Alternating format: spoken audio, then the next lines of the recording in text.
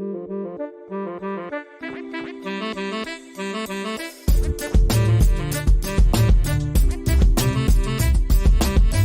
everyone, Scott Hansen here from NFL Red Zone. I hope you're checking out 1 hour of 5 Yard Rush, one of the best podcasts on NFL football in the UK.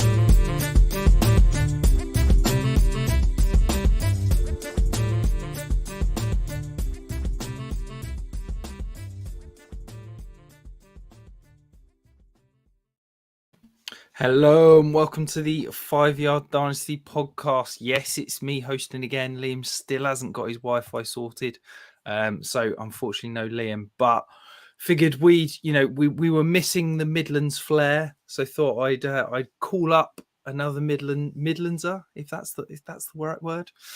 So today I'm joined by the fantastic Paul Picken. You may know him as the co-host of the Wildcard Rewind show, or he's been dabbling as a dynasty writer for us at 5 Yard Rush this year. Paul, doing it for the Midlands. How you doing? So I'm really good. But first of all, do I get offended that you've classed me as a Midlandser? I live here, but I don't want to be classed as a Brummie, should we say? Well, I know you like to pretend that you're Welsh, but I am Welsh. you're Midlands. I am Welsh. Okay? You can't deny that. We're off the rails, and we're 2 minutes in. This is a good start, Paul. So you don't consider yourself a Midlandser? No, I definitely don't. Okay, no, I don't claim to be Black Country or Brummie or any of them local lingos or anything. So okay. I could go with Welsh if you want. It's all right. We can go with let's start again with a Welshman who currently resides in the Midlands. There you go. We'll go with that. Anything to make me happy, Rich. No. Absolutely. That's all I'm here for. This is why you've avoided being on a podcast with me for the last 12 months. You know, never. How was your week in fantasy, Paul? I was just saying to you off here, mate. I should be really, really disappointed because my big money league, I've gone out in that one. And then Warrior Bowl, I was through to the playoffs and missed the cut by about 9 points. But actually, do you know what? I'm just quite happy about it all. I've made the playoffs again in my home league, my home dynasty league. So I'm happy with how the season's gone so far. I can't complain, to be fair. Happy days. And I think Warrior Bowl, I think it's a blessing in disguise because I had Jalen Hurts in that league. So I probably wasn't going much further than that anyway. It's never a blessing in disguise to be eliminated from anything. But if you want to dress it up as that, we can go with that. It's fine. My week was I had an incredible week in 3 leagues. I got through. I had 10 matchups in 3 leagues. I won in 9 of them. Cash leagues, it was less positive. I think I went 6 of 12 in cash leagues. I'm pretty much out of every charity tournament, which not the greatest record. I don't think I made the playoffs in anything except Polly's playoff. Back to square one on the charity league front. But we're here to review the week in Dynasty. So we're going to dive straight in with the highest scorers of the week, Paul. So an incredible, well, I feel like I say this every week, but it was a genuinely mind-blowing week in fantasy. But QB scoring, QB1, Jalen Hurts, 36.7 points, carrying teams through to the next round. And then news came away yesterday that he's gone and got injured. So, first of all, what do you make of the injury? Do you think there's a chance that he could be done now for the fantasy playoffs? Oh, I definitely think so. I definitely. If you look at it, take fantasy out of it. If you look at it from an Eagles perspective, they're already in the playoffs. I don't think I don't think they're going to risk him further injuring. They'd rather have him back healthy for the playoffs for themselves. So I kind of feel going into the semi-finals in the fantasy playoffs, I kind of think you're going to have to pivot away from Jalen Hurts. Well, I think they've already said he's out this week, haven't they? Did I see They've something? they've not officially, but they've basically leaked saying he's unlikely to play. So I think they need 1 win from 3 to secure the number 1 seed. So I think that there's a highly, well, let's just say there's no need to rush him back, is there? As you said, it's basically 1 win from 3. I know they're playing the Saints next week, which maybe, lose to the Cowboys, beat the Saints. You improve your draft spot because obviously they've got the Saints first round pick. I think it makes sense, doesn't it? It's brutal because Jalen Hurts has probably carried quite a few teams to the playoffs, got to this point, and now you've got to go searching for any others. Gardner Minshew, though, are you look? Hopefully, long time listeners know that I'm not a Gardner Minshew fan. So before I share my opinions, Paul, what do you think of Minshew? Do you know what? We've all been on and off this train. Gardner Minshew turned up. He's done stuff. He hasn't done stuff. So I don't know. I think you'd have to be in a really, really bad place to be starting Gardner Minshew in your semi-finals. There will be teams that do it. There will be, but I'd be looking at what you could maybe flip into another quarterback apart from Gardner Minshew. I would not like to be in a cash league, say, where everything's on the line and you're having to start Gardner Minshew. I'd be looking at flipping maybe picks or something for a better QB. Yeah, it's tough. I've not finalised my ranks for this week, but I can't imagine he's going to be in the top 25, top 26, something like that. I did have one league. I've just been eliminated from it, thankfully. But I had, going into the playoffs, I had Lamar Jackson, Kyler, and Jalen Hurts as my QBs. And I rolled last week with just the one QB in Jalen Hurts, and obviously he's now injured. So, yeah, I'm not sure what I'd have done, quite frankly, if I'd have got through, because you know me, I don't like selling low because of an injury. So I think I probably would have just stayed stubborn and picked up someone off the waiver wire. But yeah, we'll move on. So they're running out the top 3. So Josh Allen had another fine week. Obviously that Saturday night snowstorm with 35.9 points. And then Kirk Cousins had maybe the most Jekyll and Hyde performance I think I've ever seen, in terms of a first half where everything went wrong and then a second half where nothing went wrong. And I think he set the record for most passing yards in a half of over 400. He finished with 34.4 fantasy points. Over at running back, so fantasy Twitter was ablaze this morning with people reminding me that Jerick McKinnon is everything that people thought Clyde Edwards-Helaire was going to be. Paul, he finished with 34.2 points. As a noted CEH lover, what do you make of the McKinnon performance? Thanks for reminding me that I'm a noted CH lover. I'm going to bring it up every time I talk to you. Don't you worry. I really appreciate that. I need to get off that train now, don't I?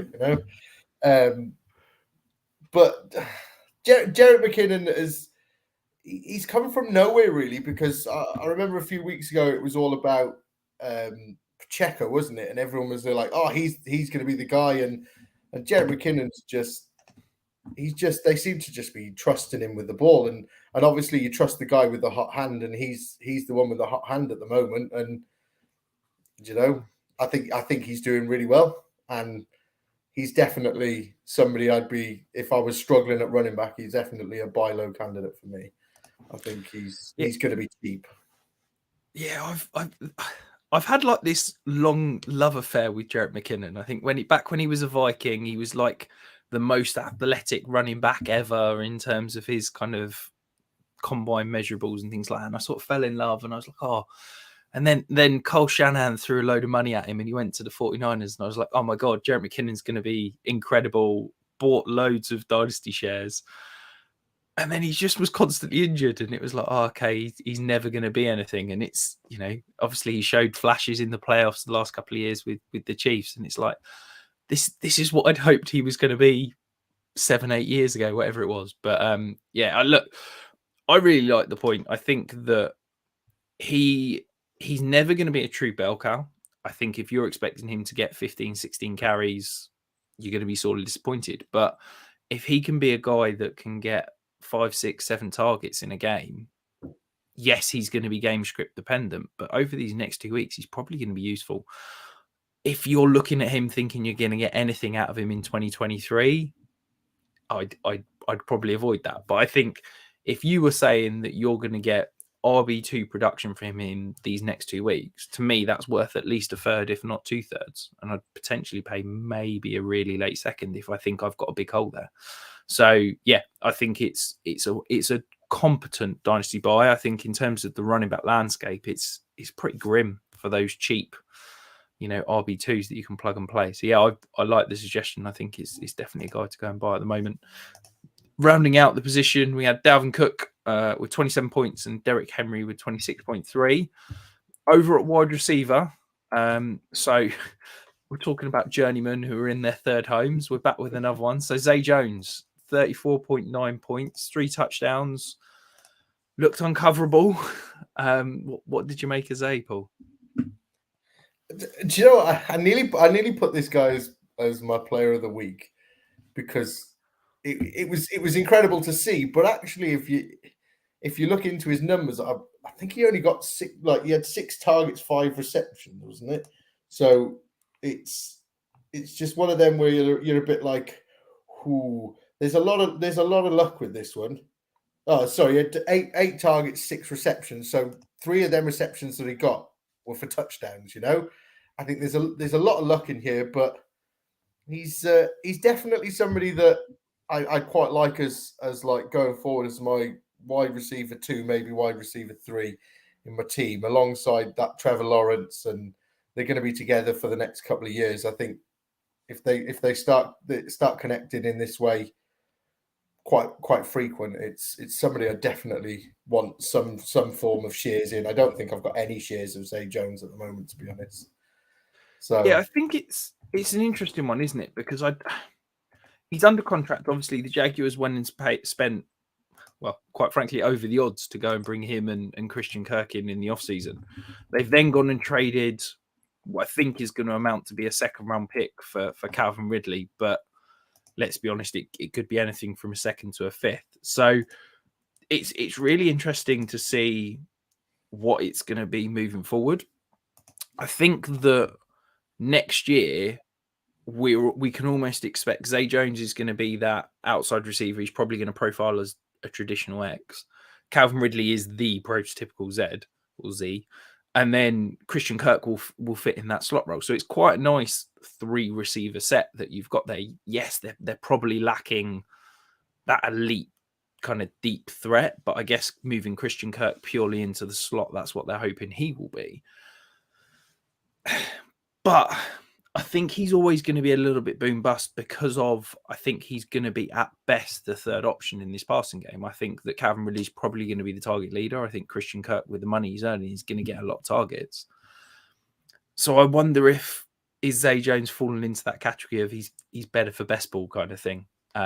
Looking ahead to next year, I think definitely the next 2 weeks. I think with the way Trevor Lawrence is playing at the moment, you've got to feel confident starting him. But I just worry that whilst he's probably going to look all right on those season end stats, I don't know if I'm going to feel comfortable week in, week out, just because I think he's probably going to be the third mouth to feed, and that leads to kind of that boom bust nature. A bit like your MVS role. Probably a little bit more volume and a little bit less touchdowns. I mean, MVS, I hyped MVS, hold my hands up, I hyped MVS massively in the offseason, and he's certainly not produced, so I'll hold the L on that one. But yeah, I just think he's more like is it bad if I say Matt Collins, where Matt Collins has had a couple of weeks where he's had like 7-8 targets, caught a touchdown. I wouldn't be surprised if Zay Jones is seeing 5 targets every week, but I think that there might be a couple of 3 for 30s. And if you're starting him as your wide receiver 3 or a flex play, that's disappointing, isn't it? But then he could equally have games like today where he catches 6 catches and 3 of them go for touchdowns. I think he's just going to be a bit up and down. He's never going to be someone that you plug and play and feel particularly comfortable with it, if that makes sense. Yeah. So rounding out the position, we had two two Minnesota Vikings. KJ Osborne finished second with 31.7 points, and then Justin Jefferson third with 30.3. Diving across to the tight ends, leading the way, we had a bounce-back game for George Kittle, 25.3 points. Felt like George Kittle had forgot that he was, a receiving weapon and was essentially just not wanting to produce from a fantasy standpoint. What are you confident that Paul, that George Kittle can be something and get back to that fantasy star that we hoped and are used to expecting him? I really hope so, because I have a lot of George Kittle. I bought into that a couple of years ago, and I have a lot of shares of George Kittle. So I'd very much like him to come back to it. I see. A couple of years ago, I think we were putting him up there with the elite. We were up there with your Mark Andrews, your Kelseys. I don't think he's up there anymore for me. I think you've got three tight ends that are massively distant from anywhere else. A big like step in tiers there, and I'd say George Kittle is in my second tier with what's his name, TJ Hawkinson and Darren Waller. That sort of Dallas Goedert, that tier for me. So I'm happy to see this production, but I do fear at the same time with it, because he's done it with Brock Purdy, and we're going back to the Trey Lance thing next year. How's that going to go? What are we expecting with him with Trey Lance again? And there's a lot of question marks around him, and so I'm a bit worried for where he's gonna end up next year and what sort of production we're going to get out of him.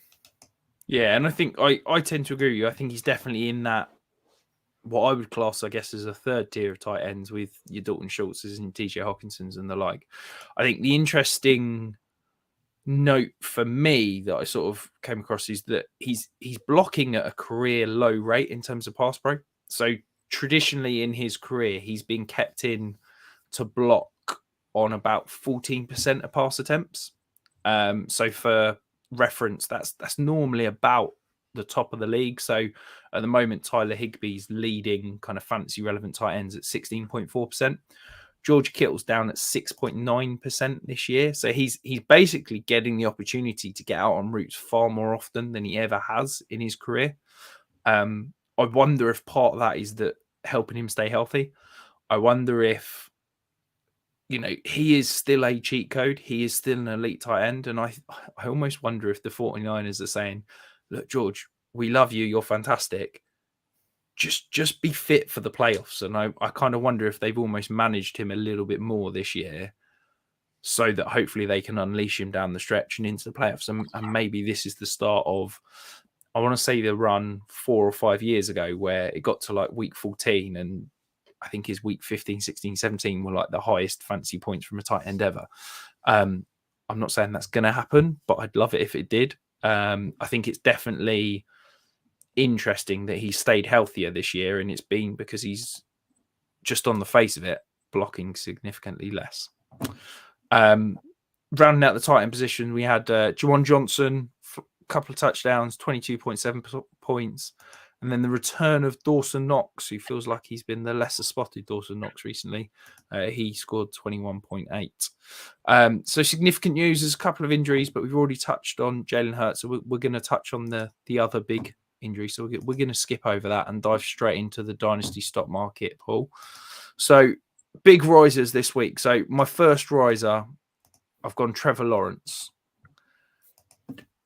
I feel like I've talked about Trevor Lawrence for about the last month and a half. Tried to get the hype going.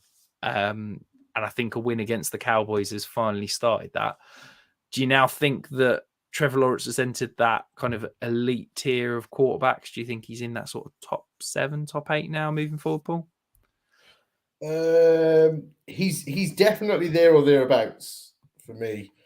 I was just trying to bring up what my dynasty rank, where I had him last year, because I was quite high. I remember putting my rankings out, and a lot of people said, "Oh, why have you got Trevor Lawrence that high?"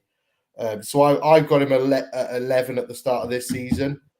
and I'm just looking at that now. There's 3 that I could move him ahead of right now, and that's Trey Lance, Aaron Rodgers, and Matthew Stafford. I had above him. So yeah, he's looking at that just straight off now. I could move him up to 8 straight away. So yeah, he's up there with the elite. I think I'm all aboard. All aboard. Yeah, I think that, you know, the talent has always been there. The situation has always been questionable.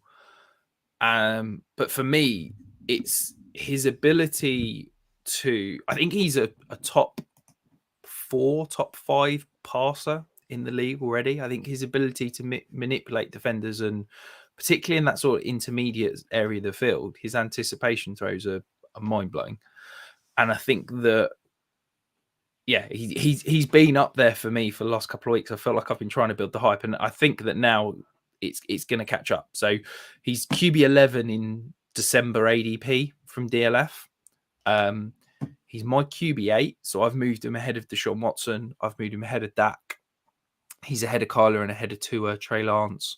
So he's now in a tier with Lamar Jackson, Joe Burrow, Justin Herbert, and Justin Fields. So he's in that second tier for me. So I think, look, if you've got him, great. I said it 2 weeks ago. This is probably your last time to buy. I reckon you might have maybe a couple more days to go and buy. The price is more expensive, but I really think that once we hit the off season, you know, it's almost like Justin Herbert had that amazing breakout year last year from fantasy production where he finished, I think it was the QB3. And it sort of took a couple of weeks, and then people were like, oh yeah, Justin Herbert's a top 3 dynasty quarterback. And I don't think Trevor Lawrence is going to break into that Allen Mahomes Hurts tier.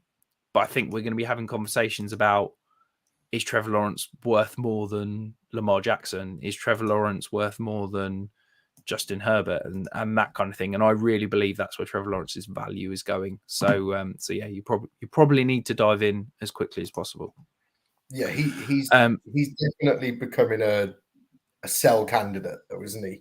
He's at the moment he's your buy, but as soon as that off season comes up, you know, I'd be selling him then, because the price is just going to be through the roof. You know, same, and we've seen it so many times before. Like you said with Herbert, you know, if you'd have sold him in the off season, you know what I mean. You could have got 3 firsts for him and that was, you know, I've seen people rank him number 2 behind Josh Allen, you know, and you couldn't have bought him for anything less than 3 firsts. So Trevor Lawrence, if the hype's gonna get real and people are going to turn him, then all of a sudden, in my opinion, he turns into a sell candidate then, and flip him. Yeah, I think it's a great point. I think if he gets into that top tier alongside Allen Mahomes and Jalen Hurts, then yeah, I'm absolutely selling him at that price.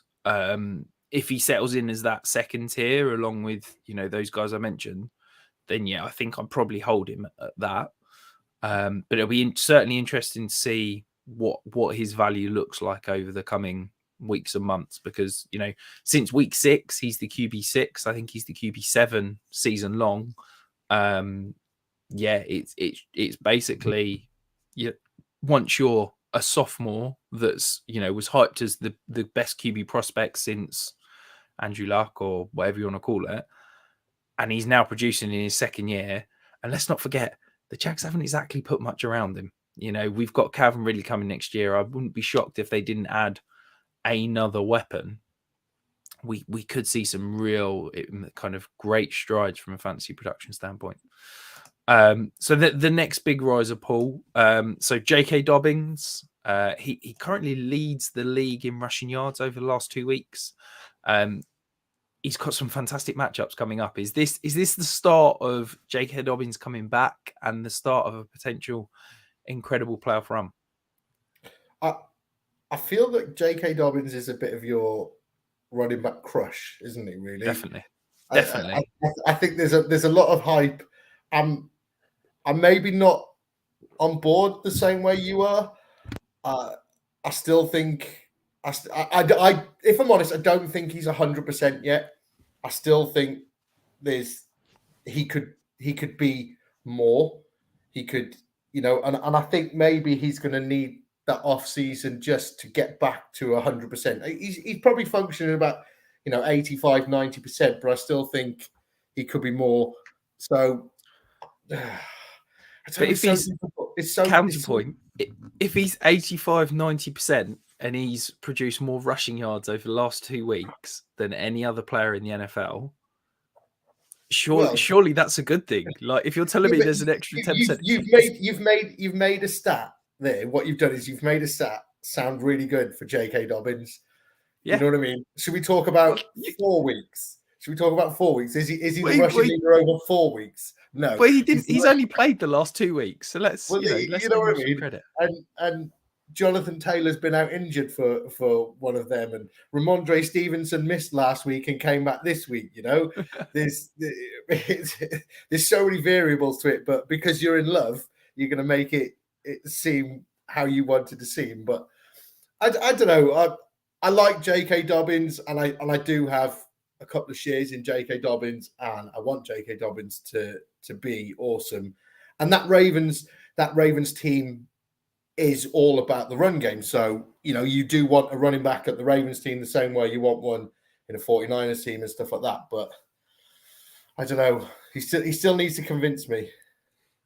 Well, maybe this is just because you sold him to me in one of our leagues about 6 weeks ago. So maybe you're just holding. When you knocked out of that league this week? Yeah. I was. Oh yeah, so that's an even better pick as well now. So yeah. Okay. But don't forget though, I did make the playoffs, unlike yourself. So yeah. I didn't want to make the playoffs, mate. We'll move on to the final riser. So kind of a sneaky riser, I think, these last couple of weeks. So James Cook started to see a little bit more of a share in the Buffalo backfield. I think I was impressed with Buffalo on Saturday, their ability to actually rush the ball. It feels like it's the simple things that they've not been able to do for the last 2 years. And, when teams are sticking that too high shell, trying to force the Bills to run the ball, they've never been able to. But it feels like the last few weeks they've started to. And I think James Cook is a big part of that. The other thing is that Devin Singletary's a free agent at the end of the year. So, look, the Bills have invested quite a lot in the running game. I don't think they're going to want to invest any more kind of high capital in terms of the draft. They've not got much money in free agency. I think this is going to be James Cook backfield next year. So is now a sneaky time to go and grab before the price potentially goes up again? Do you think that I'm getting kind of cart before the horse and getting a little bit too excited about him? What do you reckon, Paul? So he's been very up and down, hasn't he? He came into this season and there was so much hype around him, and then he didn't really do much the first 5 weeks, and then he came up, and then it was like, oh, he's doing what he needs, and then he went back down and stuff. But no, I think you're perfectly on point with the fact that it's going to be his backfield next season. I think Devin Singletary's, if they keep him, he's going to be cheap. You know what I mean? He's going to be really cheap, and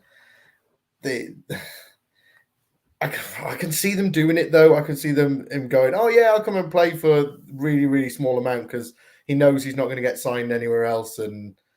But I think James Cook is the future there. I think worst case scenario with James Cook, he's a 1A. I think that he's never going to be a true bell cow, 300 plus touches in a season. I think he needs a complementary piece. And almost if they did bring back Devin Singletary on the cheap, I'd almost view that as a good thing, because I think that next year James Cook's going to be more established in the league, and I think that he's going to take over a larger share of the backfield. And if all he's competing with is Devin Singletary, I think that's a good thing.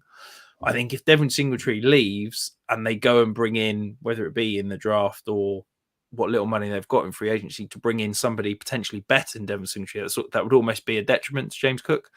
But I really do think I'd be shocked with the potential holes they've got in the offensive line, with potentially still some question marks in an aging secondary. Jordan Poyer and Micah Hyde have obviously battled injuries all year, and maybe they need to spend some capital there. I don't know, having spent a second round pick on James Cook, whether they're going to go, right, let's go and spend big money in free agency or go and spend another draft pick. So I just think that James could potentially walk into, a really nice role next year in what we know is going to be a good offense as long as Josh Allen is healthy. So time to get negative, Paul. Time to get negative. Let's talk about some fallers. So I hinted at the other big injury earlier in the pod.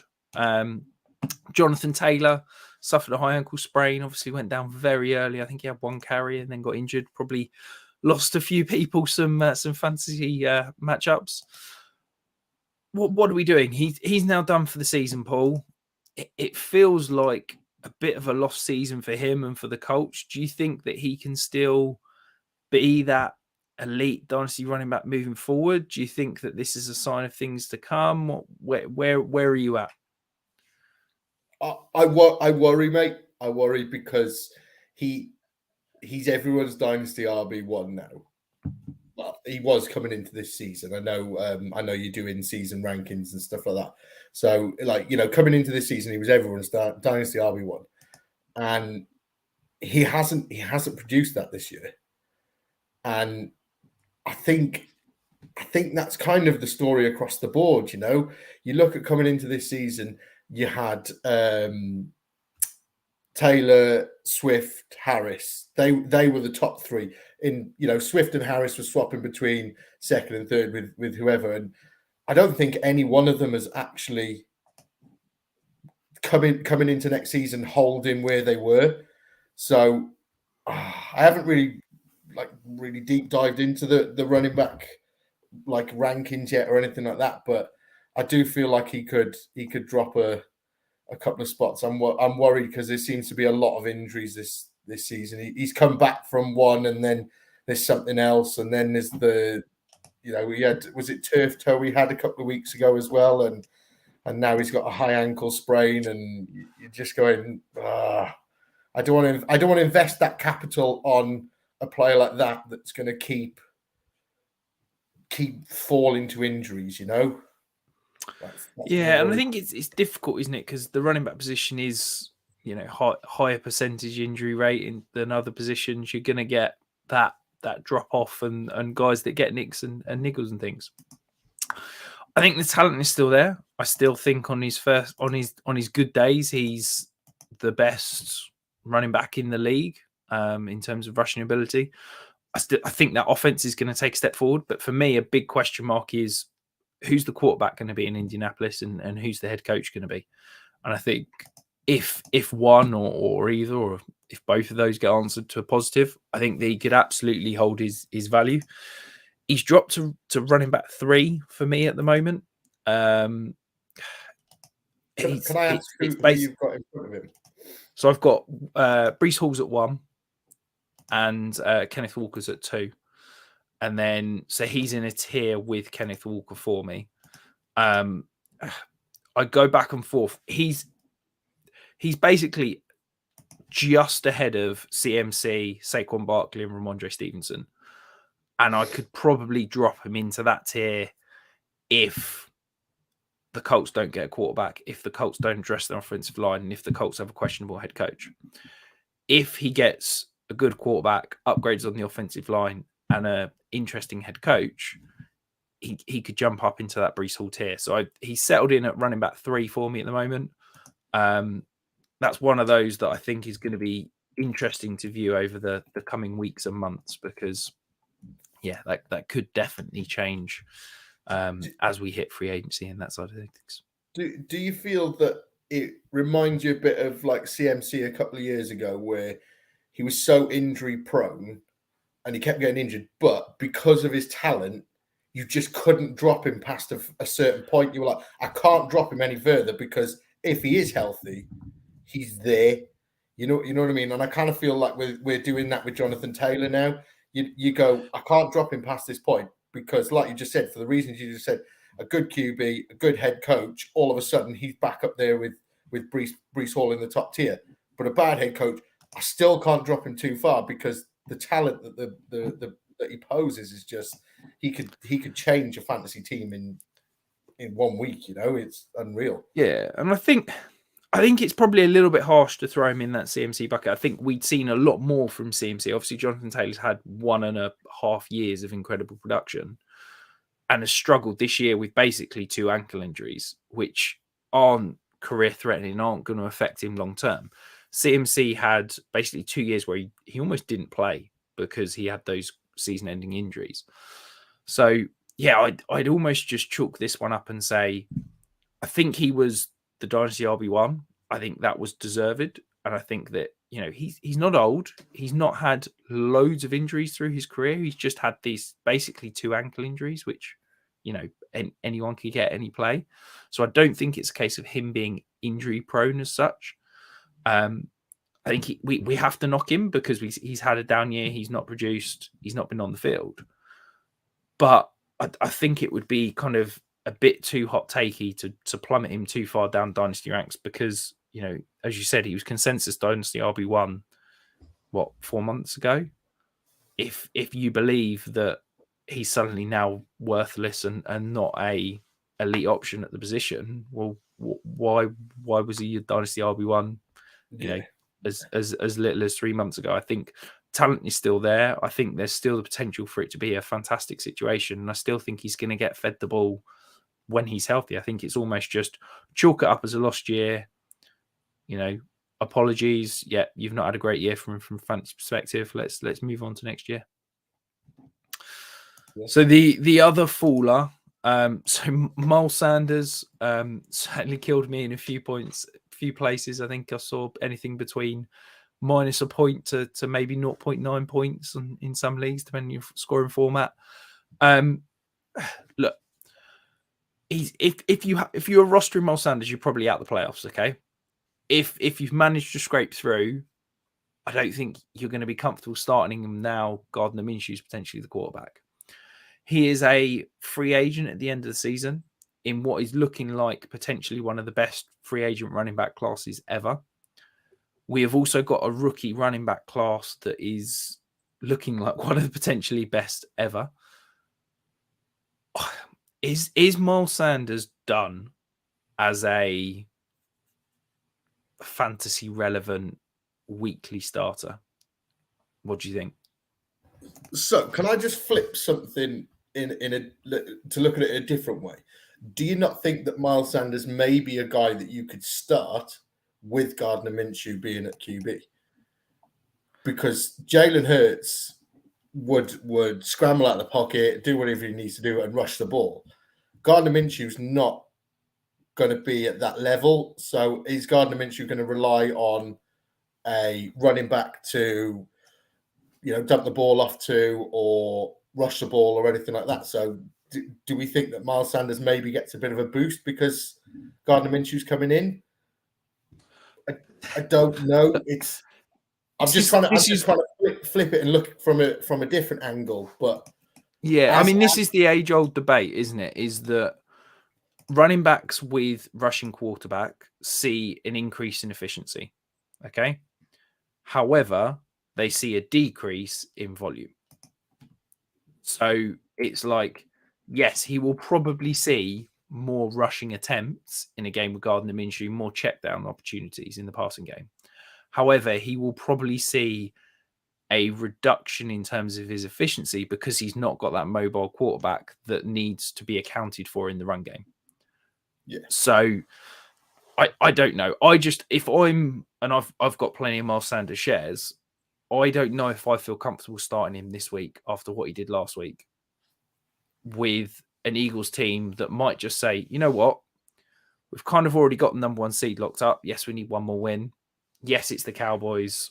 Why don't we just check out this week, get everybody healthy, and we can look on to next week against the Saints or something like that. Like, it might be that the Eagles are saying, you know what, let's go and smash the Cowboys. Let's win the division. Let's secure the number 1 seed, and then we can have 2 weeks off.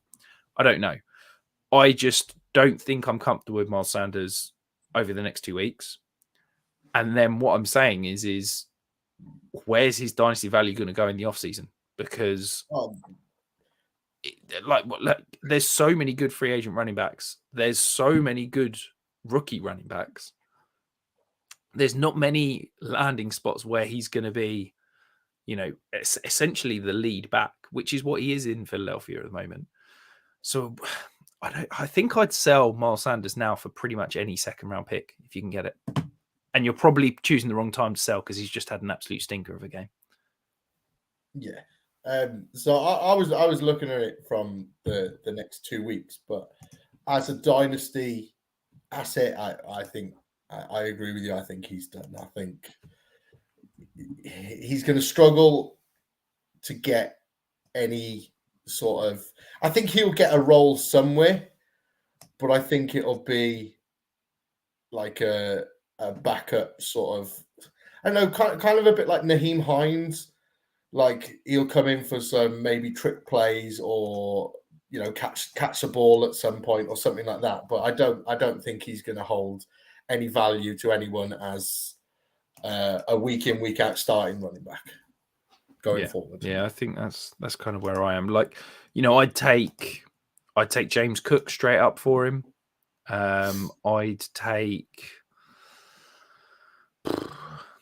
probably take someone like Elijah Mitchell for him, which I know you're in love with Elijah Mitchell, so you'd probably do that. But that's the level of guy that I'd happily take for him. I'd take Isaiah Pacheco straight up for him. I'd absolutely smash Khalil Herbert straight up for him. That's the kind of value range I'm in, which is a long way away from where Miles Sanders was for me kind of 2-3 weeks ago, because I thought there was potential that the Eagles might keep him, that he's going to have a really nice playoff run, and it's not paid out like that. So yeah, a little bit disappointed. It's also difficult on the week where you don't score many points. Your QB has 3 rushing touchdowns, Well, this is it, isn't it? Are we having this conversation if Miles Sanders gets one of those touchdowns? Do you know what I mean? It shows you how fickle we are sometimes in Dynasty. Yeah. Right. Moving across to the players of the week, Paul. So I'm going to let you, as the guest, go first because I'm such a nice gent. So who is your player of the week, Paul? Ramondre Stevenson. Do you know what? I think anyone that's going to rush the ball 19 times for 172 yards and a touchdown just deserves to be player of the week. And I was. Do you know what? I suppose you've probably ruined it a little bit by telling me where he is in your dynasty rankings. But I was looking at mine, and obviously, like I do mine in the off season, and I don't do it during the season. And I had him down at running back 36. And you know what I mean? I don't want to say I got that one really wrong, but like looking at where he's going to be in and looking where he is in yours now, that I felt like he deserved a mention. And I was going to say to you, what do we do with Ramondre Stevenson now? Because I think that's his backfield now, and I don't think we see it much anymore where you've got just one running back that's going to see a 3-down workload. I think a lot of these teams now split it 1A, 1B, and there's not many where it's just a bell cow running back that's going to see 99% of snaps and just see all of the workload. But I think Ramondre Stevenson is going to be that type of running back. Yeah, I think Stevenson's one of those that I think people are going to, when everybody goes through their sort of January, February, March period of looking back at the fantasy season that was, and they're going to look back at Ramondre Stevenson and just see how good he's been and be like, oh, okay, yeah, we're too low on Ramondre Stevenson. I think he's been incredible. And yes, he's carried a couple of injuries, and you said he missed the game the other week. And yeah, but when Ramondre Stevenson has been on the field, he has been mind-blowingly good. I think he's had a stretch of like 10 straight top 16 performances. He's, 80% of his games he's finished as an RB1. Like the guy has been absolutely elite when he's been on the field. And I think that, yeah, we were all too low on him on the offseason. I'm looking back. So I don't have numbers in terms of where I had him ranked, but in April, I had him worth 8 value points, which is basically a very late second round pick. So yeah, he's now worth like a mid to high end first for me. So yeah, that is a big jump in terms of his value. And if you bought in on the off season, fair play to you, because I think his value as I said, I think he's for me, he's as I said, he's my RB6 right now. And I think that's probably where he's going to end up in terms of consensus. I think he's probably a top 5, top 6 option once we get to February, March time. But I think it's going to take people a little while to catch up to, oh, right, Stevenson really is elite. If you can still go and buy low, might be a sneaky little buy right now. Yeah, I kind of opened my eyes. You opened my eyes to him. Was it 2 weeks ago where you put your weekly ranks out and I messaged you and said, like, have you actually got Ramondre Stevenson as your RB1? And you were like, yeah. And so I did kind of like look at how his season had gone and sort of looked at it, and I was like, you know what? I think you're right. He's sneakily like jumped into that top 10 and he's really solidified his position in that top 10 of the RBs. You know, it's going to be fun to see where people actually draft him next year, because like you said, I think he's one that maybe has gone a bit under the radar and just consistent numbers every week, and it's going to be I'm going to be trying to get him wherever I can, to be honest. Yeah, absolutely. So I misspoke slightly. So he's played 14 games and he's had 7 top 12 running back performances, which, I mean, RB1 50% of the weeks is let's not sniff at that. That's still blooming impressive, but it's not quite the 80% that I said. He's had 80% top 24 weeks. So my player of the week. So again, keeping on the potentially sneaky option. So I'm going with Donovan Peoples-Jones. I think we're still too low. Okay, so the guy's wide receiver 34 on the season. He's averaging 10.8 points per game. He's coming off a game where, you know, he put up another 13 points. He has been unspectacular, but good almost week in, week out. He's only scored 2 touchdowns. So numbers for you. He is 99th out of 126 wide receivers that have received 20 more targets in terms of touchdown rate. So yes, we'd expect him to normally score more touchdowns. He's obviously had the quarterback change over the last few weeks. I think that this offense is going to improve moving into next year. And I think that that's going to only look to kind of benefit him as Deshaun Watson starts to get settled in, burn off some of that rust and starts to, you know, come back to producing the high volume of passing games that we expect. I think that, look, if I was to say to you right now that he is scoring more points total, but also more points per game than Drake London, Cortland Sutton, George Pickens, Brandon Cooks, and Darnell Mooney, I think people would be shocked. He's like wide receiver 50 in ADP. Now, I don't think he's ever going to be a elite top 24 option. But if you're telling me I can get him as my wide receiver 4, wide receiver 5, and he's just a plug and play, 10 points a week, you know, never going to have those games where he completely disappears, never going to have, you know, those letdown games, I think it's only a good thing. And I just think that as a community, we're not talking about it enough. We're not hyping him. I think it's because he's not had that massive boom week. You know, if he goes and scores, you know, 30 fantasy points next week and has a 2 touchdown game and kind of breaks out, suddenly everybody's going to be like, oh my God, look at the season he's having. He's been incredible. People just haven't talked about it. And I think that's it, is that, you know, he's been really good, but because he's not had that boom week, people just haven't realized. Yeah, I agree. And the worrying thing is he could have that week, especially with a quarterback like Deshaun Watson now. I think that week, I want to say it's coming, but I don't think it'll be in the next couple of games. I think it'll be the start of next season, and I think he's maybe somebody that if you could draft, like you said, as your wide receiver 4 or 5, I think you'll be rubbing your hands together, because he's what, like is he the second wide receiver there? So there's Amari Cooper, then there's Donovan Peoples-Jones, David Bell. That's about it. But yeah, let's not forget as well. he's got the pedigree. I want to say he was a 5-star recruit coming out of high school. He didn't really do anything. I think he went to Michigan. Didn't really do anything there. But he's 23 years old as well.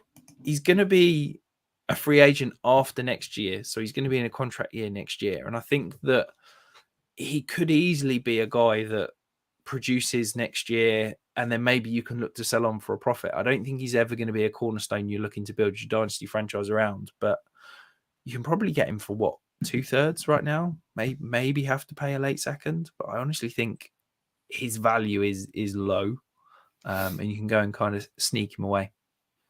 Yeah, I think 2/3 is a reasonable price to pay for him now. Well, there you go.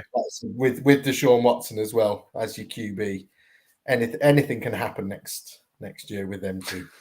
Yeah, we could get accused of some sort of misdemeanor, and they need another quarterback next year. Who knows?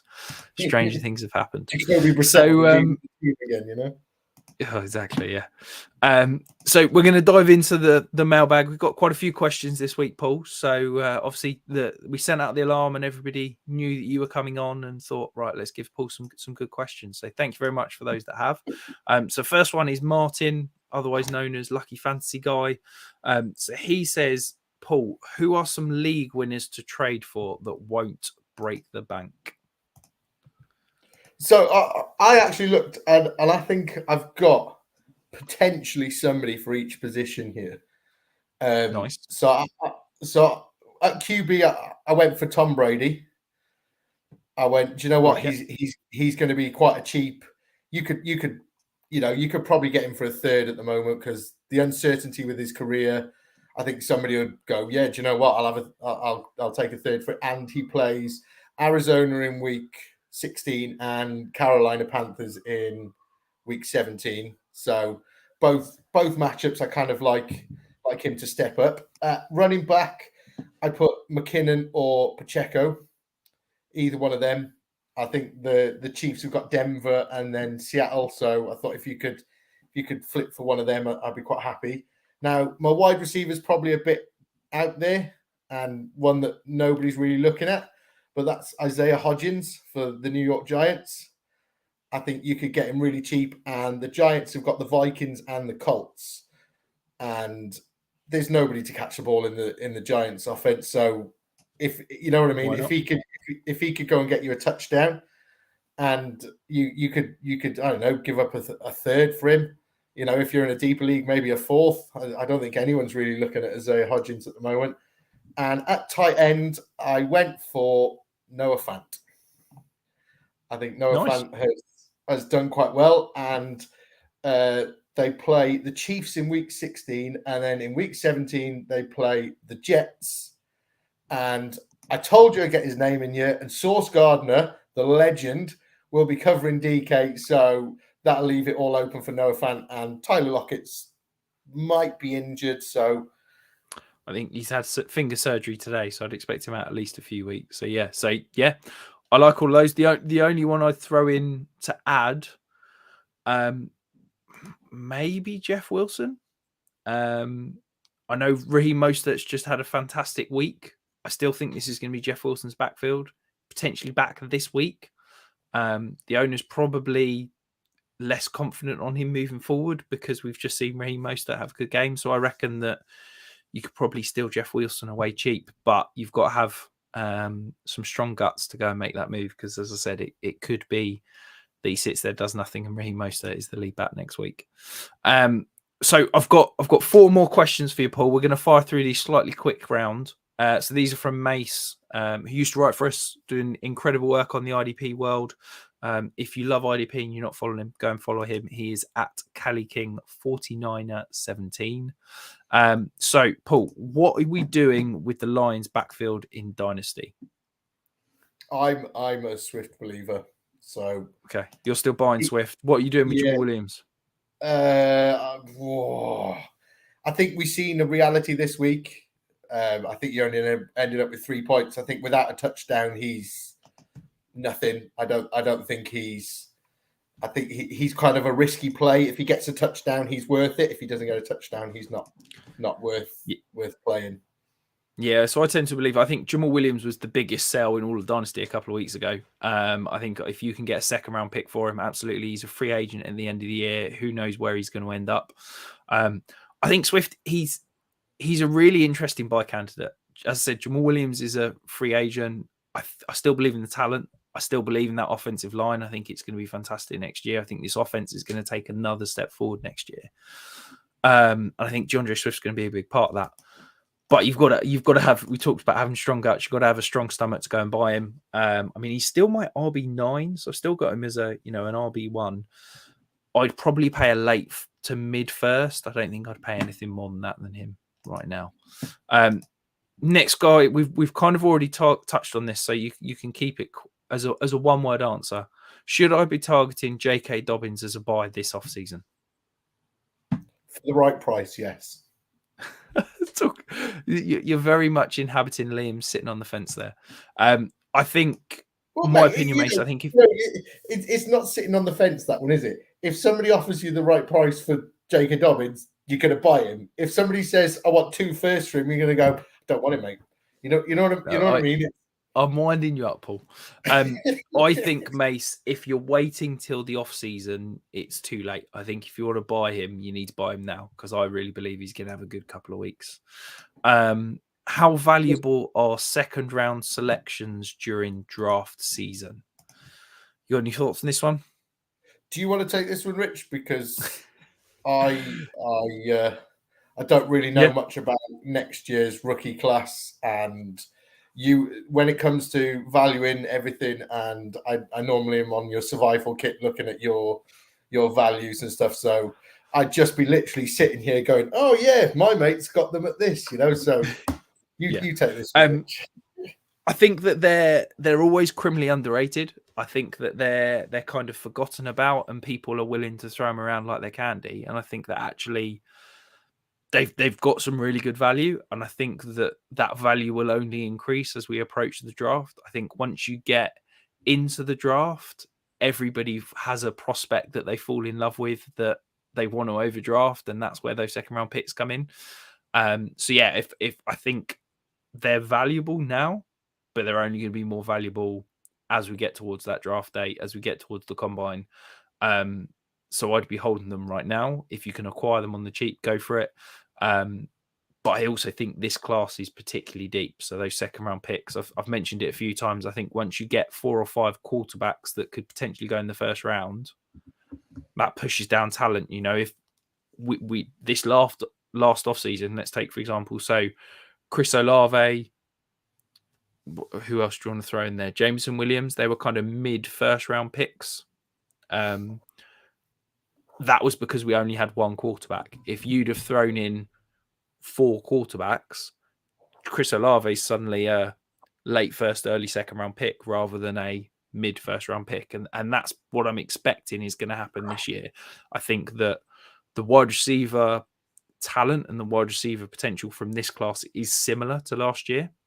I think that the running back is, I think the top end, I think Bijan and the top 2 are going to be similar to a Breece Hall and a Kenneth Walker. But I think that second tier is going to actually exist this year, whereas I think last year it didn't.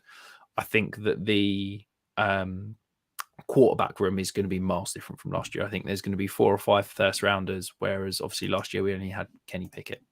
So that was a really long-winded answer. For a quick one. So we'll round out on this one, Paul. Any players in this year's draft that you're excited for in particular? Bijan Robinson, but that's a chalky answer. So is it Jordan Addison, the wide receiver? Yeah. I'm quite excited to see how he shapes out. So I'm very, very excited about Anthony Richardson. I've watched 3 games. I need to watch more.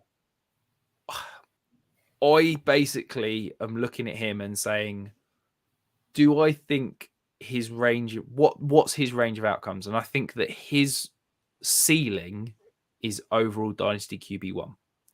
Now, I think that's we're talking 5% chance that he gets there. But I honestly think his combination of arm talent and rushing potential could be unbelievable. And I think people aren't willing to talk about that at the moment. So, yeah, I'm really intrigued to see how he does in the pre-draft process, how we see him combine. I think of him in a similar way. This time last year, we were talking about Malik Willis as being a, potential to break fantasy. And obviously it didn't work out. He didn't go in the first round. I think that his throwing ability and arm talent isn't quite where it needs to be. And I think that Anthony Richardson could be thrown in that category of, I think there's probably like a 60%. If I was to give you some numbers, I reckon 60% chance he fails and is never a reliable fantasy starter. I reckon there's like 10% chance he's a QB2. I reckon there's like 30% chance that he's a QB1. And I honestly think there's like a 5-10% chance that he is a complete elite tier 1 quarterback in terms of fantasy production. So, yeah, I was trying to do the maths in my head. I think that adds up to 100%. 110%. Is it? Well, I was always told give 110%, Paul. So I'm happy to leave it on that. Brilliant. Before you go, Paul, remind everyone where can the lovely people find you? And is there anything that you're working on at the moment that you'd like to plug? So that's me on Twitter there, at Paul_Picken, or at Wildcard Rewind, where we do a weekly recap or rewind show do that alongside Mags from the Hot Seat and Hannah Rowland, who I believe writes for the redraft side of 5 Yard as well. But yeah, come and find us all there. Or my work at 5 Yard Dynasty. Superb work on the Rewind show. I've thoroughly enjoyed it so far this year. And best of luck in your playoff semi-finals. Hopefully, Liam and I should be back next week, provided Liam gets some Wi-Fi sorted. But best of luck, and we will see you very soon.